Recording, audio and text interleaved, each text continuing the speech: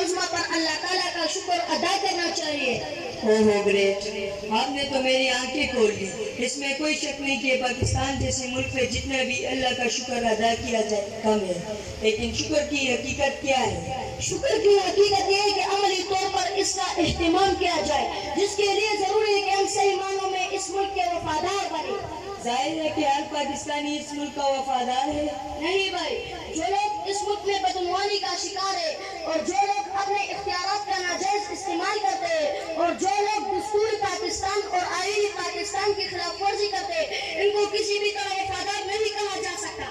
اچھا، تو اس کا مطلب ہی ہوا کہ ہم میں کچھ ایسے عناصر بھی موجود ہیں جو اس ملک میں رہتے ہوئے اس کا نمک کھاتے ہوئے نمک حرامی اور بے وفائی کا مظاہرہ کرتے ہیں۔ بھائی، یہ ملک ماں کی طرح ہے۔ جس طرح ہم اپنی ماں سے محبت کرتے ہیں، اس طرح اس ملک کے ایک ایک ذرے سے محبت کرنی ہوگی۔ ہمیں ایک باشعور شہری بن کر اس ملک میں رہنا پڑے گا۔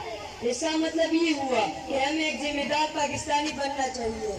ہمیں اپنی گھر کی طرح اس کی حفاظت کرنی ہوگی، اور ہر وہ کام کو چننا ہوگا جو ملک پاکستان کے مفادات کے خلاف ہو، اور ہر پاکستانی ایک اچھا مسلمان بن کر اس ملک کی ترقی کے لیے ایک مثبت سوچ رکھے۔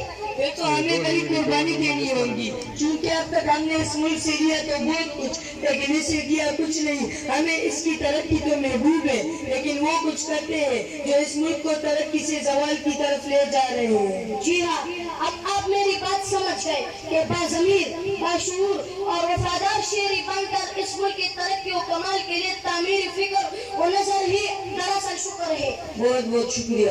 چلو ایک نعرہ ہو جائے۔